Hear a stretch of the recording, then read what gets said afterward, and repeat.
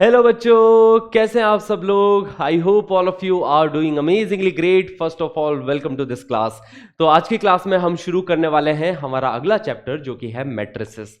तो इसी द्रोना बैच में हमने मैथ्स की शुरुआत करी थी रिलेशन एंड फंक्शंस के साथ में। एकदम बेसिक से बढ़ते हुए गए और एकदम हाई लेवल तक प्रीवियस ईयर क्वेश्चंस भी हमने इन सेशंस में सॉल्व किए हैं। तो थैंक यू ऑल। सबसे पहले तो आप सबका बहुत बहुत धन्यवाद। आप सबके बहुत प्यारे प्यारे मैसेजेस मेरे को मिले गेट वेल सून के। सो थैंक यू ऑल। आपके प्यार और आपके दुआओं की वजह से ही आपका भाई एक दिन में रिकवर करके वापस आपके सामने आ चुका है और प्यारे प्यारे कंटेंट लेके। तो thank you all for that. और दूसरा बड़ा थैंक यू कि आप सबके सब स्टार्टिंग से लेके अब तक दुर्ना बैच के साथ कंसिस्टेंटली जुड़े हैं। तो आपकी जो कंसिस्टेंसी है उसकी मैं दाद देता हूं बच्चा लोग। बहुत बढ़िया यार, इसी तरीके से कंसिस्टेंसी बनाए रखना। हम आपके लिए और अच्छे से अच्छे वीडियोस लाते रहेंगे। जेई के आखिरी दिन तक मैं आपके साथ हूं और आपके लिए बहुत अच्छे अच्छे वीडियोस में लाता रहूंगा। तो आपकी इस कंसिस्टेंसी पे आपके लिए एक शायरी हो जाए, ठीक है। वैसे मैं शायरी कभी बोलता नहीं हूं, बट आपकी जो कंसिस्टेंसी है, मेरा मन कर गया कि एक शायरी लेके आ जाए आपके लिए। तो ये ऐसी शायरी है ना, जो सबके साथ होता है, जो सबके साथ। जब मैं भी जेई की प्रिपरेशन कर रहा था तो मुझे भी थोड़ा डर तो लगता ही था कि यार मंजिल दूर है अभी, है ना, मंजिल बहुत दूर है। ऐसा कई बार आपके मन में भी फीलिंग आती होगी कि यार मेरी जो मंजिल है अभी दूर है, मैं पहुंच पाऊंगा कि नहीं पहुंच पाऊंगा। तो उसी के लिए शायरी कि डर मुझे भी लगा फासला देखकर, डर मुझे भी लगा फासला देखकर, पर मैं बढ़ता गया रास्ता देखकर, है ना, one step at A time. ठीक है, डर मुझे भी लगा फासला देखकर, पर मैं बढ़ता गया रास्ता देखकर, खुद ब खुद मेरे नजदीक आती गई मेरी मंजिल मेरा हौसला देखकर। तो आपका जो हौसला है, आपका जो करेज है, आपकी जो कंसिस्टेंसी है, बस ये बरकरार रखना, इसको खोने मत देना और आपकी मंजिल आपके बिल्कुल करीब आएगी बहुत जल्द। ठीक है, पीडब्ल्यू से सिलेक्शन ही सिलेक्शन होंगे। पीडब्ल्यू का हर एक बच्चा जेई निकालेगा और अपनी ड्रीम कॉलेज के अंदर पहुंचेगा। ओके, तो इसी पॉजिटिविटी के साथ, इसी हौसले के साथ शुरू करते हैं हम आज का सेशन ऑन मैट्रिसेस। तो आज के सेशन में हम लोग क्या डिस्कस करने वाले हैं? आज हम बेसिक ऑफ मैट्रिसेस समझेंगे, अलजेब्रा ऑफ मैट्रिसेस समझेंगे, मैट्रिसेस होती क्या है उसके बारे में समझेंगे। ये ऐसा चैप्टर है जो पिछले कुछ सालों में बहुत ज्यादा आने लगा जेई के अंदर, है ना। बहुत ज्यादा क्वेश्चंस आने लगे JEE Mains and JEE Advance में इस चैप्टर से, क्योंकि पिछले कुछ सालों में इस चैप्टर की एप्लीकेशन भी बहुत बढ़ गई। क्योंकि कंप्यूटर साइंस में बहुत ज्यादा एप्लीकेशन रहती है इस चैप्टर की। आप प्रोग्रामिंग सीखोगे, आप कोडिंग करोगे, तो आपको पता चलेगा कि वहां पे मैट्रिसेस की बहुत ज्यादा एप्लीकेशन है। ठीक है, तो बेसिकली ये कंप्यूटर की लैंग्वेज है मैट्रिसेस, है ना। तो वो हम सीखने वाले हैं आज की क्लास में। तो मैट्रिसेस होती क्या है बच्चा लोग? Matrices is just an array of elements, an a rectangular array of elements. ठीक है, a rectangular array of elements. तो दैट इज मैट्रिसेस, है ना। सिंपल सी डेफिनेशन है कि एक रेक्टेंगुलर एरे होती है, उसके अंदर कुछ कुछ कुछ कुछ एलिमेंट्स लिखे होते हैं, तो that is the matrices. Okay, चलिए इसके बारे में थोड़ी और डिटेल में बातें करते हैं। इस तरीके से जनरल फॉर्म ऑफ मैट्रिक्स हमें इस प्रकार से दिखाई देगी, इस तरीके से दिखते हुए मैट्रिक्स होगी जिसके अंदर एलिमेंट्स देखो हॉरिजॉन्टल, है ना, हॉरिजॉन्टल रोज, वर्टिकल क्या होती है? कॉलम्स। तो ये होगी पहली रो, देखो दिस इज रो 1, उसके बाद में next row, row 2, row 3 and so on. ठीक है, एंड यहां पे ये कॉलम, तो this is C1, this is column 2, this is column 3 and so on up to column n। तो this is a matrix of m cross n order. आपके सामने जो मैट्रिक्स लिखी है वो कितने ऑर्डर की है? m cross n order. पहले देखो हम रोज लिखते हैं, फिर हम कॉलम लिखते हैं। तो इसके अंदर देखो रोज कितनी है? m रोज है ना, m रोज है, n कॉलम्स है। तो this is a matrix of m cross n order, है ना। इसको रिप्रेजेंट इस वाले ब्रैकेट से किया जाता है। ठीक है, इस तरीके से अपन लोग मैट्रिक्स को रिप्रेजेंट करते हैं, या फिर मैट्रिक्स को देखो इस तरीके से भी रिप्रेजेंट किया जाता है कि this is aij, collection of elements aij। ठीक है, जहां पे A11 होगा first row and first column का एलिमेंट, A12 होगा first row but second column का element, A13 first row third column and so on. और ये वाला मैट्रिक्स देखो, ये वाला एलिमेंट देखो first row and nth column का, है ना, एलिमेंट है। देखो फर्स्ट रो के अंदर ही है, तो सबके अंदर देखो स्टार्टिंग में 1 है ना, A12, A13, A14 up to A1n। फिर ये सेकंड रो स्टार्ट होगी तो A21, क्योंकि ये सेकंड रो फर्स्ट कॉलम है, फिर ये A22 second row second column, फिर A23 है ना second row third column and so on. Okay, तो पहले अपन रो लिखते हैं, उसके बाद में अपन लोग कॉलम लिखते हैं। क्लियर इतनी बात है? ओके, तो here A11, A12, A13 these are the elements of a matrix, है ना। मैट्रिक्स को हमेशा अपन एक कैपिटल लेटर के साथ रिप्रेजेंट करते हैं। ओके, हाँ जी। तो Aij represents the element of ith row and jth column. Aij क्या होता है? ith row and jth column का एलिमेंट्स होता है। Order of a matrix is equal to number of rows cross number of columns. तो जैसे अगर कोई मैट्रिक्स 2 क्रॉस 3 की मैट्रिक्स है, इसका मतलब उसके अंदर 2 तो रोज होने वाली है, 3 कॉलम होने वाली है, तो उस टाइप की मैट्रिक्स को अपन 2 क्रॉस 3 की मैट्रिक्स बोलते हैं। सिंपल इतनी बात है। तो matrix of order m cross n can also be written as, इस तरीके से भी लिखा जाता है देखो मैट्रिक्स को ना, कि capital A is equal to, ठीक है, Aij collection of Aij where I is from 1 to m, मतलब वहां पे m रोज है एंड n कॉलम्स है। Okay, so total number of elements in a matrix is equal to mn। अगर उसके अंदर m रोज है, n कॉलम्स है, तो टोटल कितने एलिमेंट्स हो जाएंगे? mn एलिमेंट्स हो जाएंगे। कि सपोज यहां पे अपने पास 2 रोज है ना, 2 तो रो है और 3 कॉलम है। ओके, तो कितने एलिमेंट्स हो गए देखो जरा। अगर 2 रोज हो गई तो ये वाला एलिमेंट A11 हो गया, ये वाला element A12 first row second column, ये वाला एलिमेंट हो जाएगा A13 first row third column.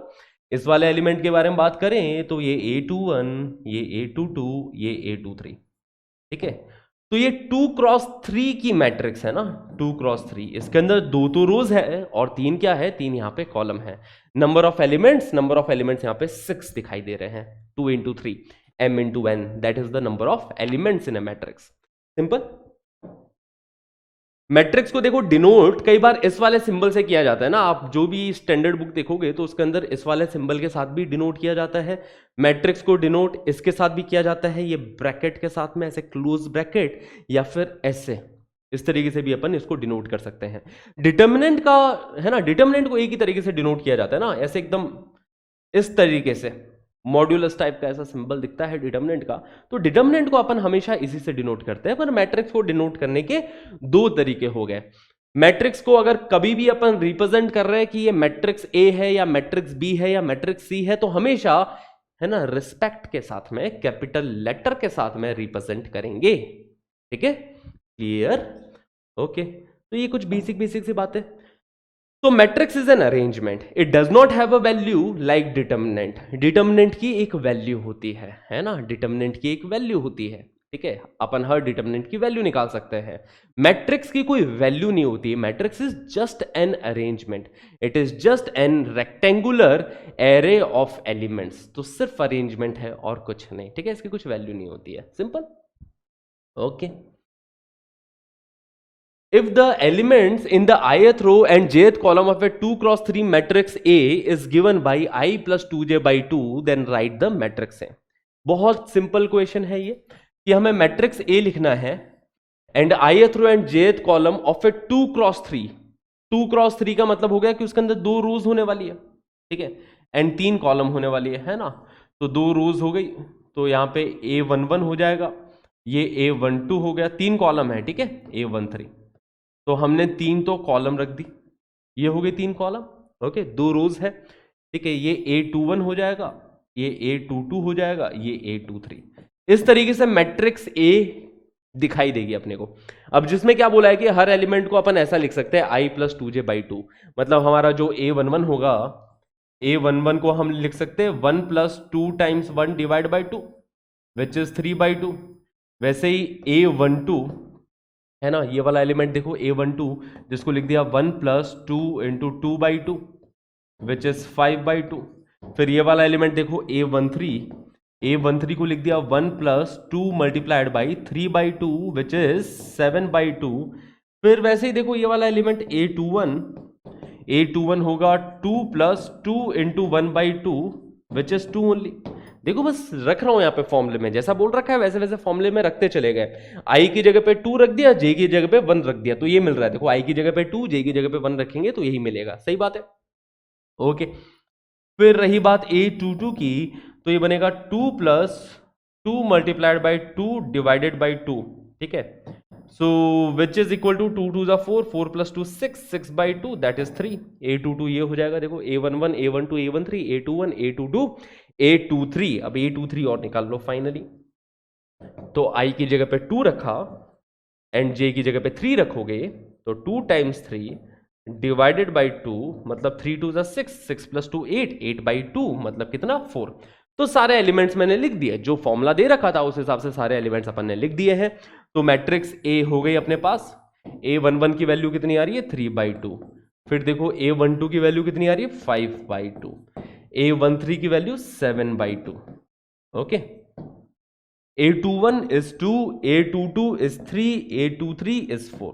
So this is our required matrix A. Simple है, कुछ वैल्यू नहीं है, बस अरेंजमेंट ऑफ एलिमेंट्स है, दैट्स इट। और मैट्रिक्स में कुछ भी नहीं है ना। मैट्रिक्स और डिटर्मिनेंट में क्या फर्क है, क्या फर्क रहता है मैट्रिसेस एंड डिटर्मिनेंट में, इस सेशन के एंड तक बहुत अच्छे से जान जाओगे, बहुत अच्छे से आपको क्लैरिटी मिल जाएगी कि what is the difference between a matrix and a determinant. If the elements in the ith row and jth column F with 3 cross 2 matrix A is given by I raised to the power j, then the matrix A is, है ना। ये भी बड़ा ही इसी type का similar सा question. बस आपको क्या लिखना है, देखो बेसिक सा क्वेश्चन है। ये क्वेश्चंस मैं इसलिए लेके आया हूं क्योंकि जो बच्चे पहली बार इस चैप्टर को पढ़ रहे हैं उनको भी बहुत अच्छे से समझ में आए, है ना। उनके लिए कहीं से गैप ना रहे, वो बेसिक से हर एक कॉन्सेप्ट समझते हुए चले, ठीक है। तो हर क्वेश्चन को आप खुद से जरूर ट्राई करें पहले। तो if the elements in the ith row and jth column of a 3 cross 2 matrix, तो उसमें 3 तो रोज होने वाली है और 2 क्या होने वाली, कॉलम होने वाली है ना। तो मैट्रिक्स इस तरीके से बनेगी, देखो A11 A12 2 ही कॉलम है, 2 ही कॉलम है, 2 ही वर्टिकल लाइंस रहेगी। रोज क्या हो जाता है, हॉरिजॉन्टल लाइंस। तो 3 हॉरिजॉन्टल लाइंस अपने को दिखाई देगी, A11, फिर ये A21, ये A22, ये A31, ये A32। कभी भी अपन एलिमेंट्स को लिख रहे हैं तो पहले उसकी रो मेंशन करेंगे, फिर अपन उसकी कॉलम मेंशन करेंगे। जैसे ये वाला एलिमेंट हो गया बच्चा लोग, है ना, थर्ड रो का है एंड फर्स्ट कॉलम का है तो उसको A31 बोलेंगे। इस वाले एलिमेंट को देखो third row and second column का है तो इस एलिमेंट को अपन A32 बोलेंगे। ओके, रखते चले जाओ। A11 क्या हो जाएगा, A11 हो जाएगा 1 की पावर 1, ठीक है, 1 की पावर 1, ठीक है। ये A11 I raise to the power j, I raise to the power j।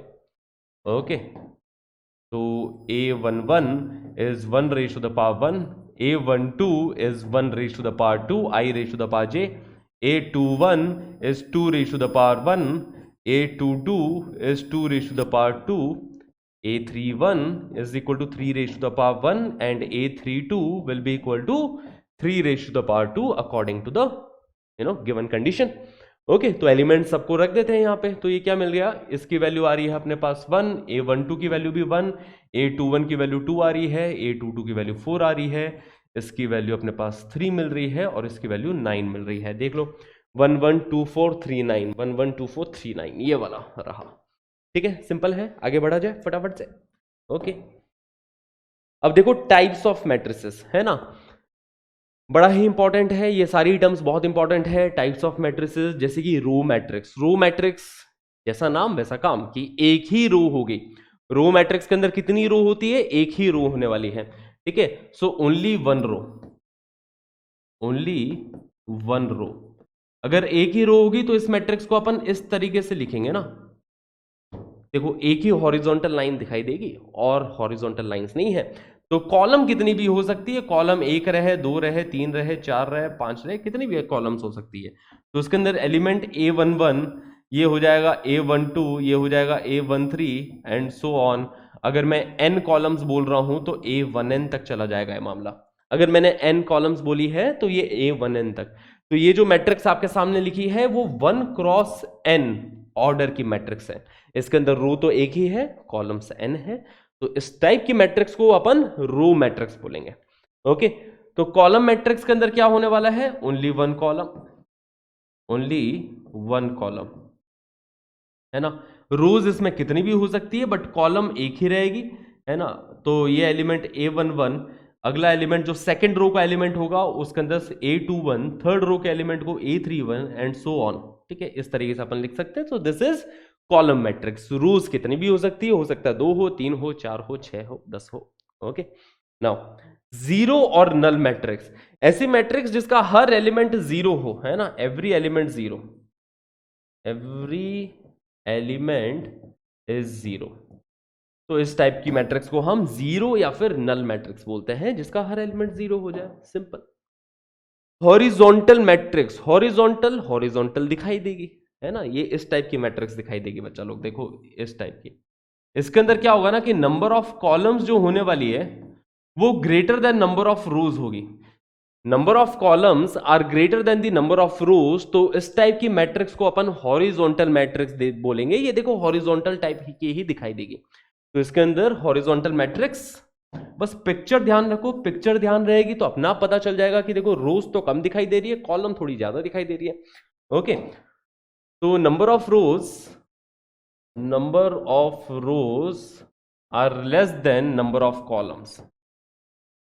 Okay, तो अगर ऐसा है तो मैट्रिक्स हॉरिजॉन्टल दिखाई देगी।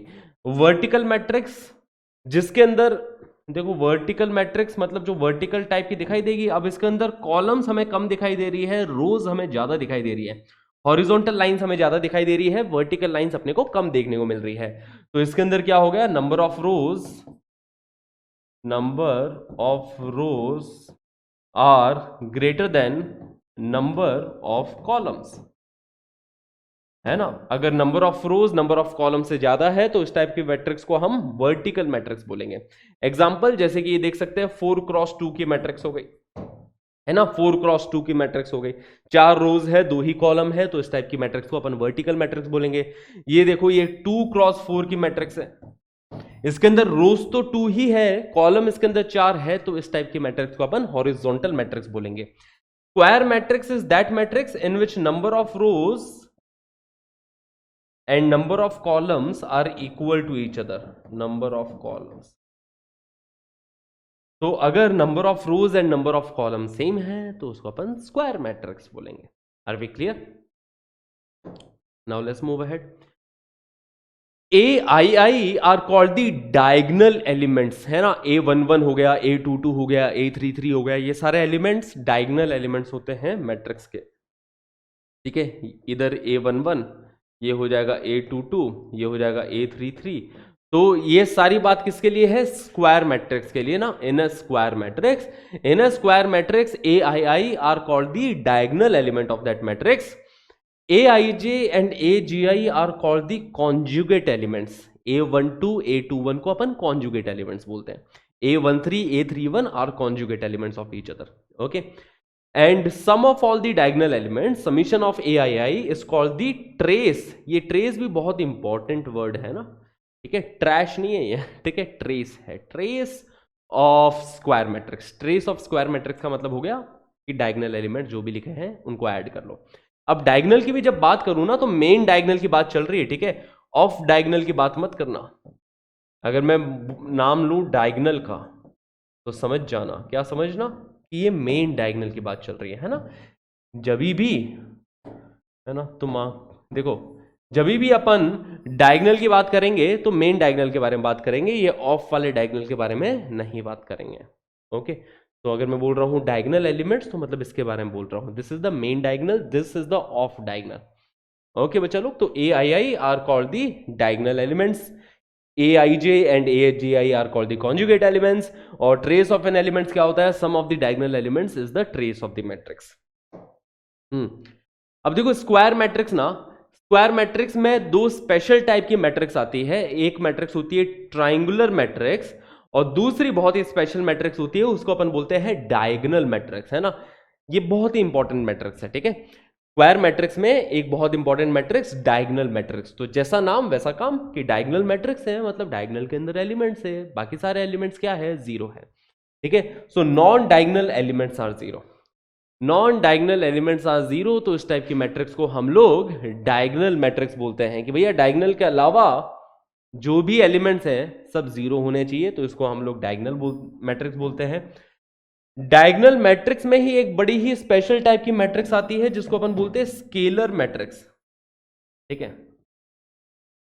डायगोनल मैट्रिक्स में ही एक टाइप ऑफ मैट्रिक्स होती है स्केलर मैट्रिक्स।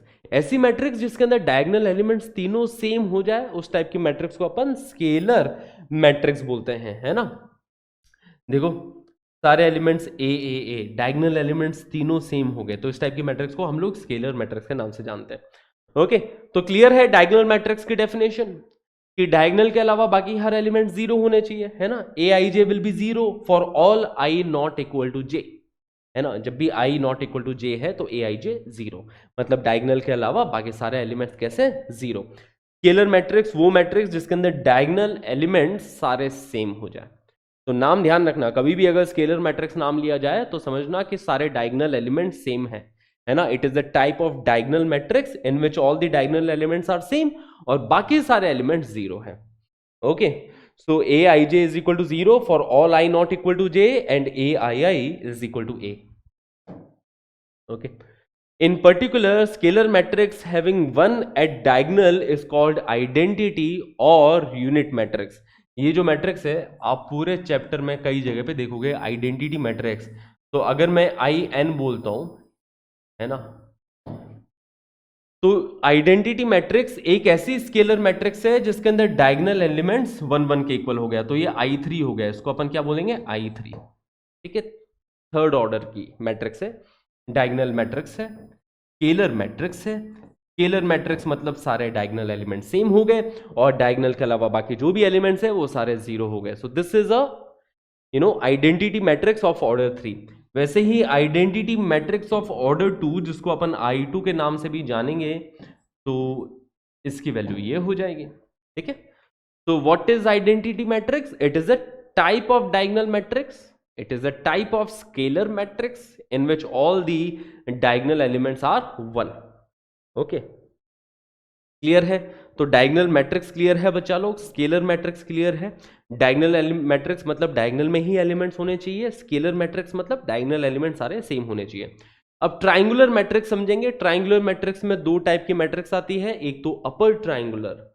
अपर ट्राइंगुलर मतलब कि सिर्फ अपर ट्राइंगल में ही लोग बसे हुए हैं, बाकी लोअर डायगोनल में, ठीक है, डायगोनल के नीचे सब बंजर है, जीरो है। अपर डायगोनल मतलब कि अपर डायगोनल में ही लोग बसे हुए हैं, डायगोनल के नीचे सब क्या है, जीरो है। तो A I J is equal to zero for all I greater than J, that is upper triangular matrix. वैसे ही जो लोअर ट्राइंगुलर मैट्रिक्स रहेगी, लोअर ट्राइंगुलर मैट्रिक्स के अंदर सिर्फ लोअर, है ना, डायगोनल और डायगोनल के नीचे वाले एलिमेंट्स वो बसे हुए हैं, डायगोनल के ऊपर वाले एलिमेंट्स कैसे रहेंगे, जीरो रहेंगे। डायगोनल के ऊपर वाले एलिमेंट्स जीरो रहने वाले हैं। ओके, तो इसके अंदर ऐसे सवाल बनाए जा सकते हैं कि एक अपने को ट्राइंगुलर मैट्रिक्स दे दी, है ना, ये तो ऑर्डर 3 की ट्राइंगुलर मैट्रिक्स है। ऑर्डर 3 की ट्राइंगुलर मैट्रिक्स के अंदर मिनिमम कितने जीरोस होंगे, मिनिमम कितने जीरोस होंगे ऑर्डर 3 की डायगोनल मैट्रिक्स में, तो अपन बोलेंगे 1 + 2 इतने जीरोस होंगे, है ना। कितने? 1 प्लस, है ना, एक तो जीरो ये दिख रहा है, दो जीरोस और दिख गए। ओके, तो ये है ऑर्डर 3 में, है ना। तो वैसे ही ऑर्डर n के बारे में पूछ सकता है आपसे कि minimum number of zeros, minimum number of zeros in a diagonal matrix of order 3। अगर ऑर्डर 3 के बारे में बात चल रही है ना, डायगोनल मैट्रिक्स मतलब या तो अपर डायगोनल या लोअर डायगोनल, ठीक है, डायगोनल नहीं sorry triangular. Minimum number of zeros in a triangular matrix, in a triangular matrix of order 3, ठीक है। अगर ऑर्डर 3 की ट्राइंगुलर मैट्रिक्स है तो उसके अंदर मिनिमम कितने जीरोस होने वाले हैं बच्चा लोग। तो अगर मैं बात कर रहा हूं लोअर ट्राइंगुलर की, ठीक है, लोअर ट्राइंगुलर, अगर अपन बात करें लोअर ट्राइंगुलर मैट्रिक्स के बारे में, तो लोअर ट्राइंगुलर मैट्रिक्स के अंदर, है ना, A11 A22 A33, ठीक है, ये A21 हो जाएगा, है ना, ये A31 हो जाएगा, ये A32 हो जाएगा। ओके, डायगोनल के ऊपर जितने भी होंगे वो सब क्या होने वाले हैं, जीरो होने वाले हैं। तो मिनिमम कितने जीरोस अपने को मिल रहे हैं, मिनिमम 3 जीरो तो होंगे ही।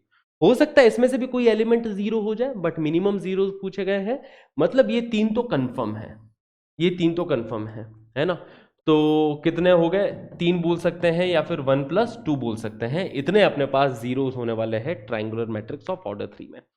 अगर ट्राइंगुलर मैट्रिक्स ऑफ ऑर्डर 4 के बारे में बात करें, minimum number of zeros in a triangular matrix of order 4। Order 4 मतलब 4x4 वाली हो गई, ठीक है। तो 4x4 के अंदर ये डायगोनल होने वाला है बच्चा लोग, है ना। मिनिमम कितने जीरोस मिलेंगे यहाँ पे, 1 2 3, ठीक है। ये वाला एलिमेंट जीरो नहीं होगा, ये वाला एलिमेंट जीरो नहीं होगा, ठीक है। ये A22 मिल गया, इसके आगे यहाँ पे ये 2 जीरो मिलने वाला है, ये A33 हो गया, ये A44 हो गया, ठीक है। तो मिनिमम कितने जीरोस मिले अपने को ट्राइंगुलर मैट्रिक्स ऑफ ऑर्डर 4 के अंदर, तो 1+2+3, है ना, इतने मिल रहे हैं, 1+2+3। अब इसी चीज को जनरलाइज कर सकते हैं अपन लोग कि ऑर्डर 4 की अगर ट्राइंगुलर मैट्रिक्स है तो मिनिमम नंबर ऑफ जीरोस इसके अंदर 1+2+3 दिखाई दे रहे हैं।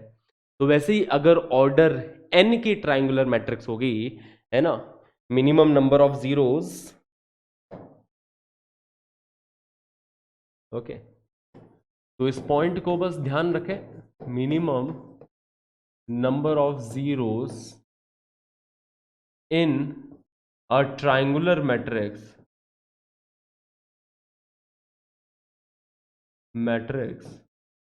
Of order n।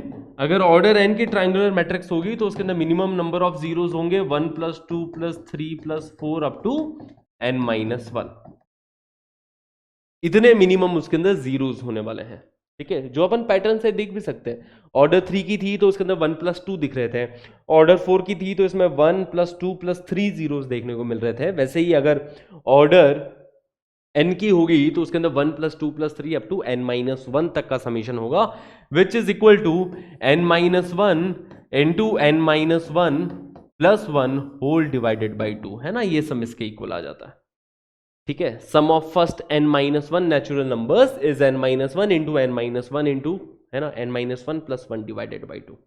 ओके, जैसे अगर मैं 1 से लेके 9 तक का समीशन पूछूं तो आप ये बताओगे ना, 9 इंटू 9 प्लस 1 बाई 2, ठीक है, ये होता है इसका सम। वैसे ही 1 से लेके n-1 तक का सम ये हो जाएगा, which is equal to n-1 into n by 2। तो इसको ध्यान रखें, ओके बच्चा लोग। तो ये कुछ बेसिक सी बात है अगर पूछ ली जाए ट्राइंगुलर मैट्रिक्स में minimum number of zeros. Now let's talk about algebra of matrix, ठीक है। ये बड़ी ही इंपॉर्टेंट बातें हैं कि अगर दो मैट्रिक्स को हम लोग इक्वल बोल रहे हैं तो दो मैट्रिक्स तभी इक्वल होगी जब उसका हर एक एलिमेंट इक्वल हो जाए। अगर हर एक एलिमेंट इक्वल है तो दो मैट्रिक्स इक्वल है, ठीक है। तो two matrices are said to be equal if they are of the same order, of course order तो सेम होना ही चाहिए, and if their corresponding elements are equal, उनके हर एक करस्पॉन्डिंग एलिमेंट्स अगर इक्वल है। बेसिकली मैं बोल रहा हूं ना, दो मैट्रिक्स इक्वल है मतलब जुड़वा है, ऐसे समझ लो, तभी वो इक्वल है और कुछ नहीं।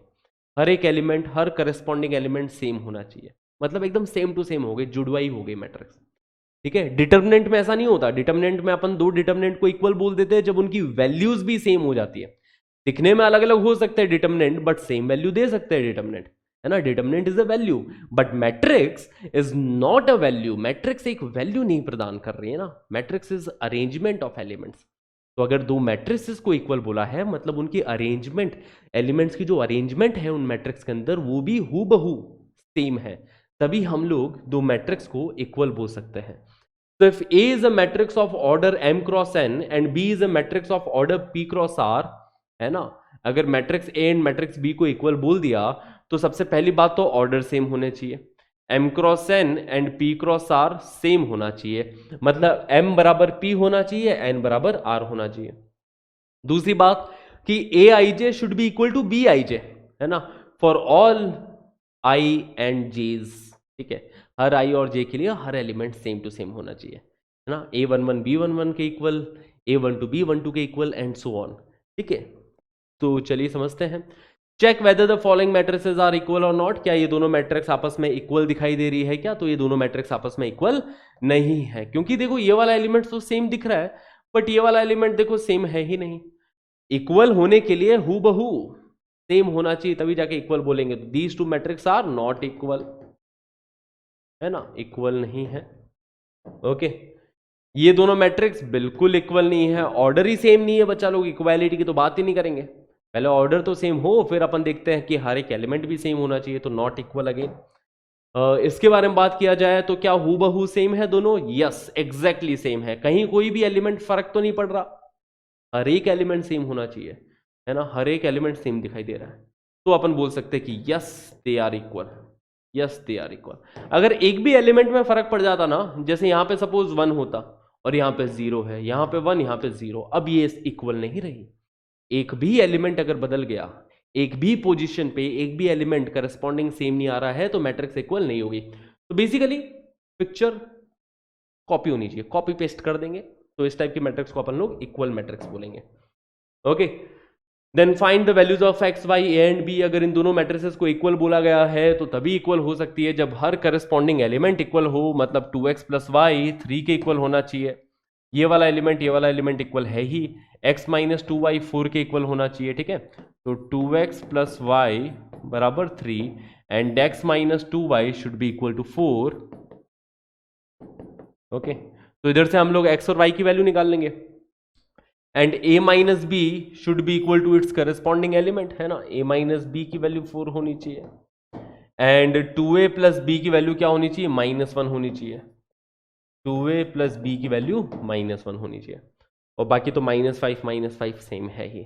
तो हर करस्पॉन्डिंग एलिमेंट को इक्वेट किया, इधर से अपन x और y की वैल्यू इजीली निकाल सकते हैं, दोनों को ऐड किया तो, है ना, 2 टाइम्स मल्टीप्लाई करके ऐड कर दो, फर्स्ट इक्वेशन को 2 से मल्टीप्लाई किया, फिर हमने ऐड कर दिया। ओके, तो ये 4x बन जाएगा प्लस x बन जाएगा 5x, और ये 3 2 6, 6 प्लस 4 10, तो x की वैल्यू 2 मिल गई। x की वैल्यू 2 रख दो किसी भी इक्वेशन में, x की जगह पे 2 रखते हैं सपोज पहली इक्वेशन में, तो y की वैल्यू -1 आती हुई दिखाई दे रही है ना, x बराबर 2 y बराबर -1, ऐसे ही दोनों इक्वेशन को सॉल्व कर लेंगे। 3a इज इक्वल टू 3 आ गया, दोनों इक्वेशन को ऐड किया, 3a is equal to 3, a will be equal to 1, a की वैल्यू 1 पुट करेंगे किसी भी इक्वेशन में, तो b की वैल्यू मिल जाएगी b इज इक्वल टू -3। तो बस ये बेसिक से क्वेश्चन है आपकी अंडरस्टैंडिंग डेवलप करने के लिए। अब देखो, अगर अपन दो मैट्रिक्स को ऐड कर रहे हैं तो उनका हर एक करस्पॉन्डिंग एलिमेंट ऐड हो जाएगा। डिटर्मिनेंट में ऐसा नहीं होता था। डिटर्मिनेंट के अंदर पहली बात है कि हम दो डिटर्मिनेंट को तभी ऐड कर पाते थे, याद करो, दो डिटर्मिनेंट को हम लोग तभी ऐड कर पाते थे जब उनकी दो रोज या दो कॉलम सेम हो। जैसे अगर रो 2 एंड रो 3 अगर सेम आ रही है तो हम रो 1 के अबाउट ऐड कर सकते थे, है ना, अगर ये दो रो सेम है तो हम रो 1 के अबाउट ऐड कर सकते थे, या फिर कोई भी दो कॉलम सेम आ गई तो तीसरी कॉलम के अबाउट हम लोग डिटर्मिनेंट को ऐड कर सकते थे। बट मैट्रिक्स के अंदर क्या है, मैट्रिक्स में अंधाधुंध ऐड करो, है ना, हर एक एलिमेंट को करस्पॉन्डिंग एलिमेंट्स को ऐड कर दो। ठीक है, तो मैट्रिक्स को ऐड करना या स्प्लिट करना एकदम बहुत ही इजी है। तो for addition and subtraction of matrices the order of the matrices should be same, बस एक यही कंडीशन है कि ऑर्डर सेम होना चाहिए, ऑर्डर सेम है ऐड हो जाएगी। डिटर्मिनेंट के अंदर ऐसा नहीं है, कोई भी दो डिटर्मिनेंट अपन ऐड नहीं कर सकते, मतलब उनके एलिमेंट्स को वैसे ऐड नहीं कर सकते, ऐसे तो वैल्यूज है, वैल्यूज ऐड हो ही जाएगी, बट उनके एलिमेंट्स को अपन ऐड नहीं कर सकते। जैसे कि फॉर एन एग्जांपल, जैसे ये मैट्रिक्स ए है, मैट्रिक्स बी आपके सामने दे रखी है, दोनों का अगर ऐड किया गया तो इनके करस्पॉन्डिंग एलिमेंट्स को ऐड कर दो सिंपली। 2 में 4 ऐड कर दोगे 6 मिल जाएगा, 5 में 2 ऐड कर दिया, यहाँ पे 7 मिल गया, -3 -1 -4 मिल जाएगा, 4 + 1 5 मिल जाएगा, 0 + 3 3 एंड 6 + 5 11। सिंपल। तो सिंपली हमने इस तरीके से ऐड कर दिया। डिटर्मिनेंट में ऐसे थोड़ी ना करते हैं, डिटर्मिनेंट में इस तरीके से ऐड नहीं होता। ऐसा मत करना डिटर्मिनेंट में कि एक डिटर्मिनेंट प्लस दूसरा डिटर्मिनेंट, सपोज ये 1 2 3 4 दे दिया, लेट्स से ये -1 -4 7 8 दे दिया, तो डायरेक्टली अपन डिटर्मिनेंट को ऐड करके ऐसा नहीं लिख सकते हैं कि 1 में -1 ऐड करके 0 लिख दिया, 2 में -4 ऐड करके -2 लिख दिया, 3 में 7 ऐड करके 10 लिख दिया, 8 and 4 12। ऐसा नहीं लिख सकते ना बच्चा लोग। डिटर्मिनेंट में इस तरीके से ऐड नहीं होते हैं। डिटर्मिनेंट में दो डिटर्मिनेंट तभी ऐड हो पाएंगे, है ना, किसी एक पर्टिकुलर रो या एक पर्टिकुलर कॉलम के अबाउट ही ऐड हो सकता है दो डिटर्मिनेंट। कि सपोज अगर ऐसा हो रहा होता कि ये वाली रो सेम होती, लेट्स से, है ना, तब अपन ऐड कर सकते थे। सपोज डिटर्मिनेंट में ऐसा होता कि 1 2 3 4 एंड ये -1 -4 3 4, ठीक है। अब इन दोनों डिटर्मिनेंट्स को मैं ऐड कर सकता हूं, ठीक है। फर्स्ट रो के अबाउट ऐड होगा, है ना, किसी एक पर्टिकुलर रो या कॉलम के अबाउट ऐड कर सकते हैं जब बाकी की रोज या कॉलम सेम हो। जैसे यहाँ पे सेकंड रो एग्जैक्टली हूबहू सेम है, तो फर्स्ट रो के अबाउट ऐड कर दिया, तो ये 1 में से -1 ऐड होगा तो 0 बनेगा, 2 एंड -4 ऐड होके -2 बनेगा, और यहाँ पे 3 4। ये सही है, कैलकुलेट करके देख भी सकते हो इसकी वैल्यू कितनी आ रही है, 4 - 6 -2। यहां पे देखेंगे वैल्यू -4 + 12, है ना, -4 + 12 दैट इज 8। 8 - 2 मतलब यहां पे 6 बन रहा है। क्या यहां पे भी 6 बन रहा है क्या इस डिटर्मिनेंट की वैल्यू? हाँ जी, 6 ही बन रही होगी। तो लेफ्ट हैंड साइड और right hand side exactly same है, तो डिटर्मिनेंट में अपन इस तरीके से जरूर ऐड कर सकते हैं। मैट्रिक्स के अंदर कोई टेंशन वाली बात नहीं, मैट्रिक्स में डायरेक्ट ऐड करो, बस ऑर्डर सेम होना चाहिए, इतनी सी कंडीशन है। ओके, जैसे इनका ऑर्डर सेम है हमने ऐड कर दिया। सब्ट्रैक्ट करना है तो भी इसी तरीके से सब्ट्रैक्ट कर देंगे, हर करस्पॉन्डिंग एलिमेंट सब्ट्रैक्ट हो जाता है। देखो यहाँ पे ये है ना, हर करस्पॉन्डिंग एलिमेंट सब्ट्रैक्ट होता हुआ आपको दिखाई दे रहा होगा, दे रहा है ना।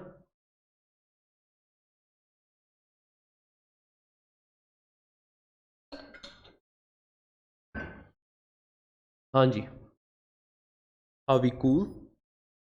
Simple? Easy? No. Is a matrix and n is a scalar? अच्छा, multiplication of a matrix, scalar multiplication। अगर किसी मैट्रिक्स को किसी स्केलर नंबर से मल्टीप्लाई किया तो वो हर एलिमेंट से जाके चेप हो जाएगा, हर एलिमेंट से मल्टीप्लाई हो जाएगा, ठीक है ना।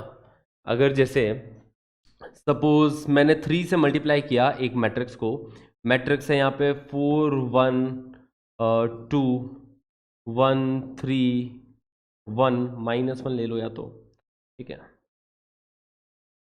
And 0 0 2 -2 let's say. तो अगर मैंने इस मैट्रिक्स को 3 से मल्टीप्लाई किया है ना, तो स्केलर मल्टीप्लिकेशन कैसा होता है कि 3 अंदर जाएगा तो अंदर जाके ये हर एक एलिमेंट से मल्टीप्लाई होगा, हर एक एलिमेंट से मल्टीप्लाई होगा, ठीक है। इसको अपन ऐसे लिखेंगे, 4 को 3 से मल्टीप्लाई करेंगे 12, 1 को 3 से 3, 3 2 ज़ा 6, 3 1 ज़ा 3, 3 3 ज़ा 9, -3 0 6 -6। देखो बच्चा लोग, जब 3 अंदर गया तो हर एक एलिमेंट से मल्टीप्लाई हो गया। तो यही बात कॉमन निकालने में भी आती है कि जब अपन कॉमन निकालते हैं तो हर एलिमेंट से लगान वसूल होगा, है ना, हर एलिमेंट से कॉमन निकलेगा। अगर मैं 3 कॉमन निकालना चाहता हूं तो ऐसा नहीं कि 3 मैंने सिर्फ एक ही एलिमेंट से कॉमन निकाला, नहीं। अगर कुछ कॉमन निकाल रहे हो या अंदर कुछ मल्टीप्लाई कर रहे हो तो जो होगा वो सबके साथ होगा, है ना, हर एलिमेंट के साथ होगा। जैसे यहाँ पे हर एलिमेंट से कॉमन निकाला जाएगा। अगर 3 को कॉमन निकाला है तो इधर 12 का 4 बन जाएगा, 3 का 1 बन जाएगा, 6 का 2 बन जाएगा, इधर 3 का 1 बन जाएगा। समझ में आ रही है बात है? डिटर्मिनेंट में ऐसा नहीं होता था। डिटर्मिनेंट के अंदर या तो एंटायरली एक रो से चिपकेगा या एंटायरली एक कॉलम से जाके चीजें चिपक जाती थी, ठीक है। पूरा पूरा या तो रो से मल्टीप्लाई या पूरा पूरा कॉलम से मल्टीप्लाई होता था। और जब कॉमन भी लेके जा रहे हैं तो पूरा पूरा या तो रो से कॉमन लेके जा रहे हैं या कॉलम से कॉमन लेके जा रहे हैं। जैसे 3 टाइम्स अगर ये ऐसे है A1 B1 C1, A2 B2 C2, A3 B3 C3, तो अगर आप 3 को मल्टीप्लाई करना चाहते हो अंदर तो किसी भी रो या कॉलम में मल्टीप्लाई कर सकते हो। जैसे मैं सपोज सेकंड रो में मल्टीप्लाई करता हूं तो सिर्फ सेकंड रो के एलिमेंट्स, है ना, थ्राइस हो जाएंगे, ठीक है। तो ये जो चेप होगा या तो एक पर्टिकुलर रो या एक पर्टिकुलर कॉलम में होगा। ओके बच्चा लोग, सिंपल। आपने सेकंड रो में मल्टीप्लाई किया है 3 को, आप चाहो तो सेकंड कॉलम में कर देते या फर्स्ट कॉलम में कर देते। बट मैट्रिसेस में क्या होता है, जो होता है सबके साथ होता है। मल्टीप्लाई किया तो हर एक से मल्टीप्लाई होगा, कुछ कॉमन लिया तो हर एक से कॉमन लिया जाएगा। डिटर्मिनेंट के अंदर अगर मल्टीप्लाई किया तो एक पर्टिकुलर रो या पर्टिकुलर कॉलम के अंदर मल्टीप्लाई होगा, और जब कॉमन लिया गया तो एक पर्टिकुलर रो या पर्टिकुलर कॉलम से अपन लोग कॉमन लेंगे। ठीक है, सिंपल। नाउ यही बात यहां पे समझा रखी है कि देखो अगर मैट्रिक्स ए को हमने किसी नंबर n से मल्टीप्लाई किया है तो n अंदर जाएगा, देखो हर एलिमेंट से मल्टीप्लाई हो गया, हर एलिमेंट से चिपक गया जाके। सिंपल है, okay. So when a matrix is multiplied by a scalar, then each of its elements are multiplied by the same scalar. Her element multiply हो जाता है उसी स्केलर के साथ। ओके, मैट्रिक्स ए हमारे सामने गिवन है, then find the value of 3a and -5a। 3a की वैल्यू निकालनी है तो हर एलिमेंट को 3 के साथ मल्टीप्लाई कर दो, तो 3a will be equal to -6 9 3 -15, ये हो जाएगा 3a। -5 निकालना है, ठीक है, -5 निकालना है तो हर एलिमेंट को -5 से मल्टीप्लाई कर देंगे, तो -2 into -5 plus 10, 3 into -5 -15, 1 into -5 -5 into -5 plus 25। Okay बच्चा लोग, सिंपल है, क्लियर है, बहुत बढ़िया, शानदार। 2a माइनस 3b की वैल्यू बतानी है, matrix a and matrix b given है, तो 2 times a minus 3 times b। तो सबसे पहले मैट्रिक्स a को 2 से मल्टीप्लाई कर दो, तो 2a कितना हो जाएगा, 2 2 ज़ा 4, 4 2 ज़ा 8, -1 इंटू 2 -2, 3 इंटू 2 6, 2 इंटू 2 4, 5 इंटू 2 10, ये हो गया 2a। 3b कितना हो जाएगा, जब मैट्रिक्स b को 3 से मल्टीप्लाई किया तो 3 2 ज़ा 6, 3 0 -3 9 12। ओके, 2a एंड 3b लिख दिया हमने, 2a माइनस 3b की वैल्यू बतानी है। तो दो मैट्रिसेस को कैसे सब्ट्रैक्ट किया जाता है, उसका हर एक करस्पॉन्डिंग एलिमेंट सब्ट्रैक्ट होगा, है ना। 4 में से 6 सब्ट्रैक्ट होगा, 4 - 6 -2 बन जाएगा। 8 में से -3, 8 - 3 5, -2 में से 0, -2 -0 -2 बनेगा। ओके, 6 में से -3 सब्ट्रैक्ट होगा, 6 minus of -3 that is 6 + 3 which is 9। 4 में से 9 सब्ट्रैक्ट होगा, 4 - 9 दैट विल बी -5। 10 में से 12 सब्ट्रैक्ट होगा, 10 - 12 -2। तो ये हो गया matrix 2a - 3b, that is our right answer. तो बहुत आसान है, इसीलिए पता होना चाहिए। ओके, मैट्रिक्स b गिवन है, मैट्रिक्स c गिवन है। इफ 2a - 3b + 5c बराबर null matrix where this 0 is a 0 matrix of order 2 × 3, then what is matrix a। Okay, given क्या है, 2a - 3b + 5c कैसी है, नल मैट्रिक्स है। Okay, अच्छा एक चीज मैं बता दूं, अगर यहां पे ये 0 लिख रखा है तो उसको 0 मत मानना, है ना। एक मैट्रिक्स के अंदर एक मैट्रिक्स ही ऐड होगी, एक मैट्रिक्स में से एक मैट्रिक्स ही सब्ट्रैक्ट होगी। ऐसा नहीं होगा कि एक मैट्रिक्स में से कोई स्केलर में कम कर दो, ये नहीं हो सकता। देखो, मैट्रिक्स से स्केलर मल्टीप्लाई कर सकते हैं, ऐसा नहीं कर सकता मैट्रिक्स में से मैंने 2 सब्ट्रैक्ट कर दिया, ये नहीं पॉसिबल है बच्चा लोग, है ना। मैट्रिक्स में से एक मैट्रिक्स ही सब्ट्रैक्ट होगी सेम ऑर्डर की। ओके, तो यहां पे भी देखो मैट्रिक्स में अलजेब्रा लगाई गई है, मतलब यहां पे देखो 2 टाइम्स a, फिर उसमें से 3b सब्ट्रैक्ट किया है, उसमें 5c ऐड किया है, तो एक स्केलर नहीं मिलेगा, 0 नहीं मिलेगा। अगर 0 लिखा है तो जहां पे 0 क्या है, एक 0 मैट्रिक्स है ये, ठीक है, सिर्फ एक स्केलर नंबर 0 नहीं है, ये एक मैट्रिक्स है। ओके, तो एक मैट्रिक्स को, तो बेसिकली 2a - 3b + 5c बराबर 0। एक काम करते हैं अपन, एक काम करते हैं कि a की वैल्यू निकालनी है मैट्रिक्स a की, इन सबको उस साइड भेज दो, -3b उस साइड जाएगा तो +3b बन जाएगा, +5c उस साइड जाएगा तो -5c बन जाएगा। सिंपल, मतलब नल मैट्रिक्स में ऐड हो रहे हैं बेसिकली, और नल मैट्रिक्स में कोई भी मैट्रिक्स ऐड करोगे तो वही मिलेगा। a plus null matrix is matrix a only, ठीक है। 3b plus null matrix is matrix 3b only. Okay, तो 3b मैट्रिक्स क्या हो गए, 3b मैट्रिक्स हो जाएगी -6, 3 इंटू 2 6 0, यहां पे ये 9 बन जाएगा, 3 1 ज़ा 3 बन जाएगा, 5 3 ज़ा 15, ये हो गया matrix 3b -5c। Matrix c को 5 से मल्टीप्लाई किया तो 5 2 ज़ा इधर ये 10 बन रहा है, 5 इंटू 0 0 बन रहा है, 5 इंटू -2 -10 बन जाएगा, 5 इंटू 7 35 बन गया, 5 1 ज़ा 5, 5 6 ज़ा 30। ओके, तो ये मिल रहा है। 3b मैंने लिख दिया यहाँ पे, ओके सही लिखा है। और 5C अपन ने लिख दिया इधर। ओके, बहुत बढ़िया। सब्ट्रैक्ट कर दो इन दोनों मैट्रिसेस को, तो इधर क्या बनेगा, -6 में से 10 सब्ट्रैक्ट होगा, -6 minus 10 that will B -16, right. देखो -6 minus 10 -16, 6 minus 0 6 only, 0 minus -10 that will B +10। Okay बच्चा लोग, 9 माइनस 35 है ना, 9 माइनस 35 दैट विल बी 26 -26 है ना, -26। Okay, 3 minus 5 that will B -2, 15 minus 30 that will B -15 है ना, 15 माइनस 30 दैट विल बी -15। तो ये अपने पास मैट्रिक्स 2A मिल रही है। ओके, सही है सही है सही है सही है सही है सही है। ये मैट्रिक्स अपने पास 2A मिल रही है। हमें मैट्रिक्स A के बारे में बताना है, तो इसको डिवाइड बाई 2 कर देंगे। तो डिवाइड बाई 2 करेंगे तो -6 का यहाँ पे -8 बन जाएगा, 6 का इधर 3 बन जाएगा, 10 का इधर 5 बन जाएगा, इधर ये -13 बन गया, इधर ये -1 बनेगा, इधर ये 15 ही बन रहा है ना, 3 टाइम्स B। ओके, तो 3 टाइम्स B इधर आ रहा है, 5 3 ज़ा 15। ओके, सही है। एंड ये वाला एलिमेंट देखोगे तो 5 इंटू C, 5 6 ज़ा 30, तो 15 माइनस 30 हो रहा है यार ये तो।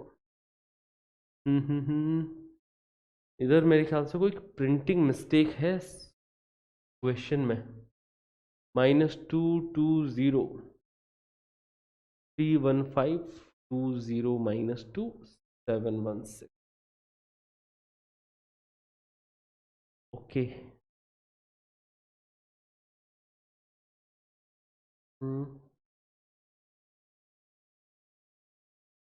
क्योंकि फिर उस हिसाब से तो -2 आना चाहिए। ओके बच्चा लोग, now let's understand about the multiplication of matrices. तो हमने दो मैट्रिसेस को ऐड करना सीख लिया, ठीक है, दो मैट्रिसेस को सब्ट्रैक्ट करना सीख लिया, एक मैट्रिक्स को हम किसी स्केलर से मल्टीप्लाई करेंगे तो क्या होगा वो हम सीख चुके हैं। Now will learn how to multiply two matrices. ठीक है, तो दो मैट्रिक्स को मल्टीप्लाई करने के लिए देखो क्या अंडरस्टैंडिंग हमें डेवलप करनी है। सबसे पहले तो अगर हम मैट्रिक्स ए को मैट्रिक्स बी से मल्टीप्लाई कर रहे हैं तो मैट्रिक्स ए को हम बोलते हैं प्री मल्टीप्लायर। जो पहले लिखी है उस मैट्रिक्स को हम लोग बोलेंगे प्री मल्टीप्लायर, और जो बाद में लिखी है उस वाली मैट्रिक्स को अपन लोग बोलेंगे क्या, पोस्ट मल्टीप्लायर। ठीक है, तो जो पहले लिखी है वो प्री मल्टीप्लायर, बाद में लिखी है वो है पोस्ट मल्टीप्लायर। अब यहां पे एक चीज ध्यान रखनी है कि number of columns in pre-multiplier should be equal to number of rows in post multiplier matrix।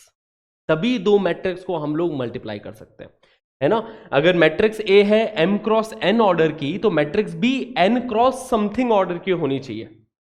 ठीक है, अगर मैट्रिक्स ए है m क्रॉस n ऑर्डर की, तो मैट्रिक्स जो बी है, जो पोस्ट मल्टीप्लायर मैट्रिक्स है, वो n क्रॉस समथिंग की।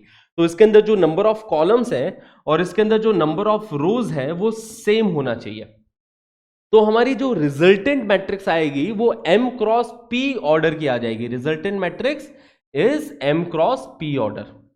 ओके, तो दो मैट्रिक्स को हम मल्टीप्लाई करते हैं रो इनटू कॉलम वे से।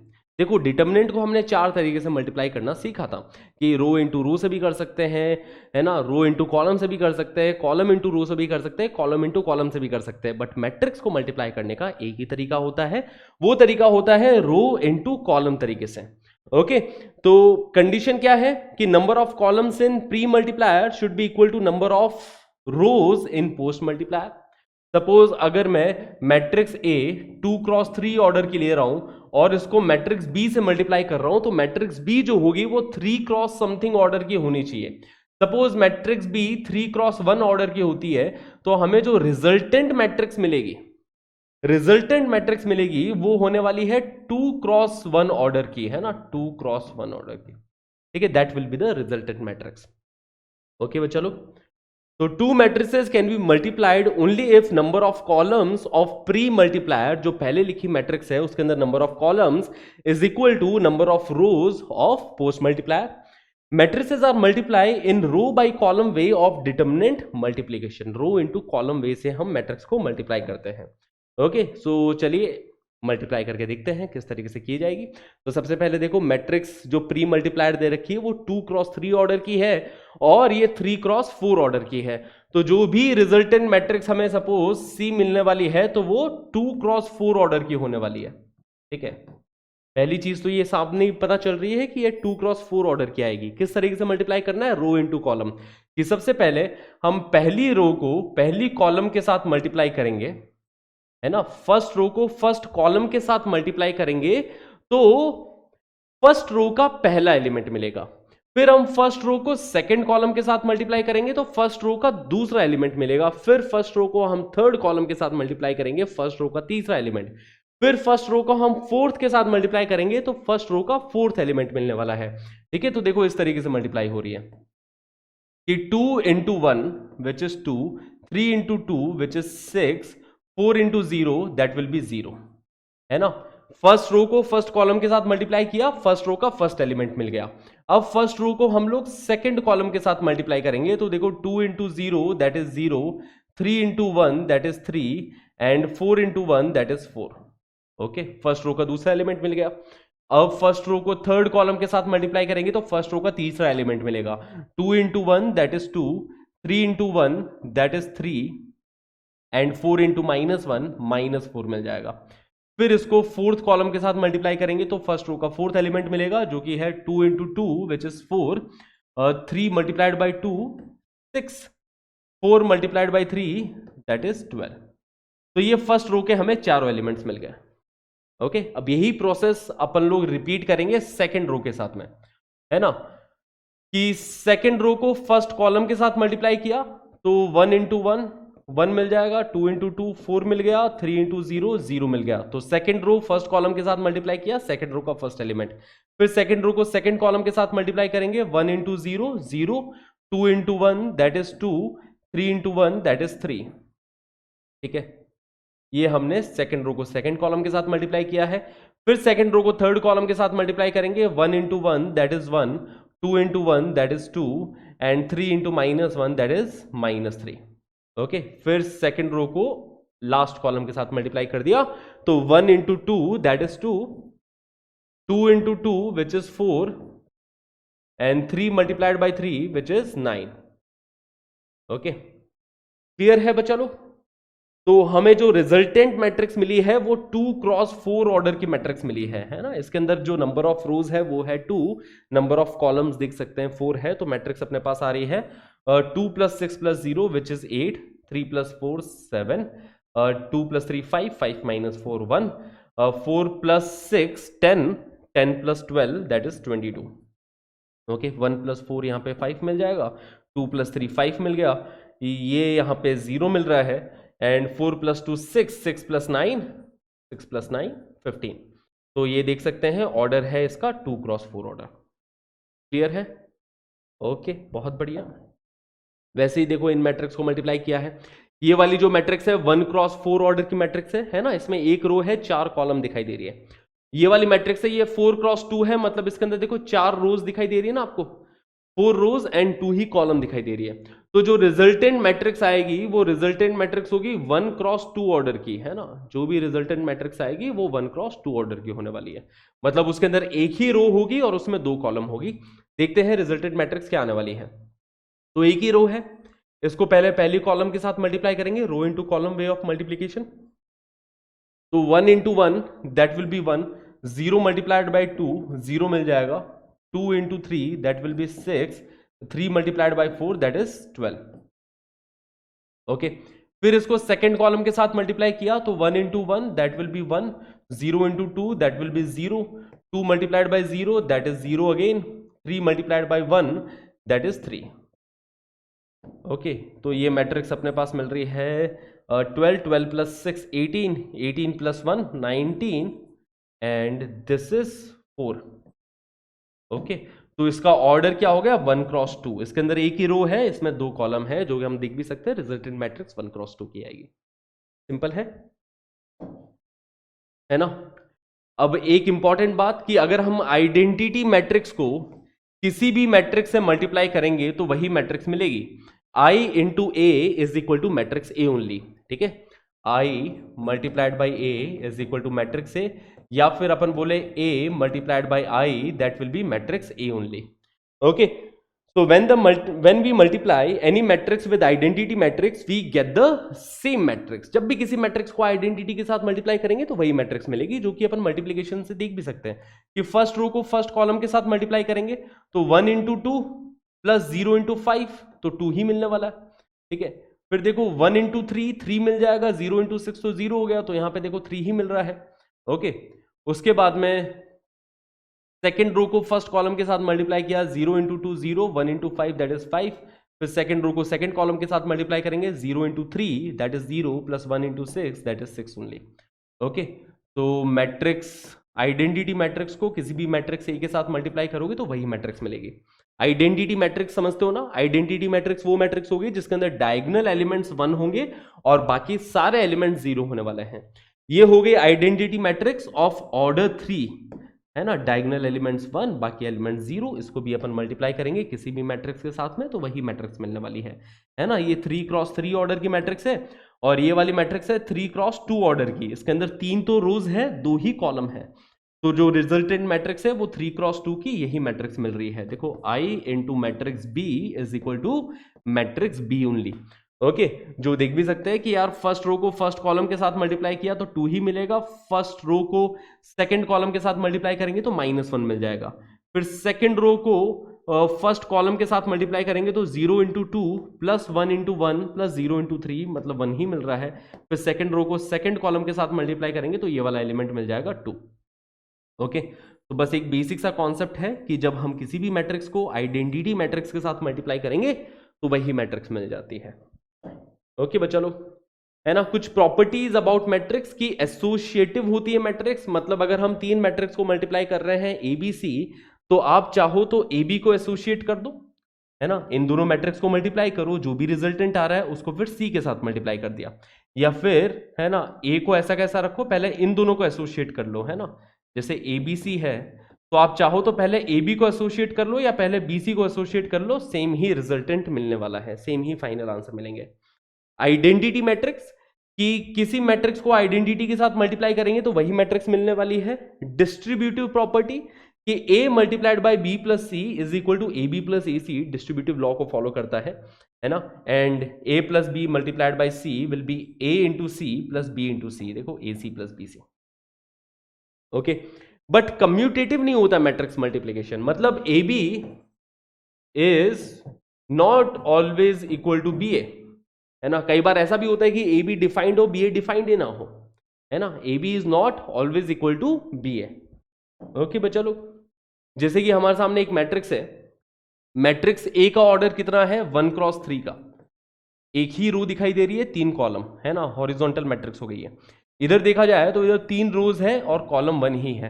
तो जब इन दोनों को मल्टीप्लाई करेंगे A इंटू B तो matrix A into matrix B क्या मिलने वाला है. देखो फर्स्ट रो को पहले अपन फर्स्ट कॉलम के साथ मल्टीप्लाई करेंगे, तो फर्स्ट रो को फर्स्ट कॉलम के साथ मल्टीप्लाई करेंगे. रिजल्टेंट मैट्रिक्स A है 1 क्रॉस 3 की, मैट्रिक्स B है 3 क्रॉस 1 की, तो जो रिजल्टेंट मैट्रिक्स होगी वो हमें 1 क्रॉस 1 की ही मिलने वाली है ना. उसमें एक ही रो होगी, एक ही कॉलम होगी, मतलब एक ही एलिमेंट होने वाला है.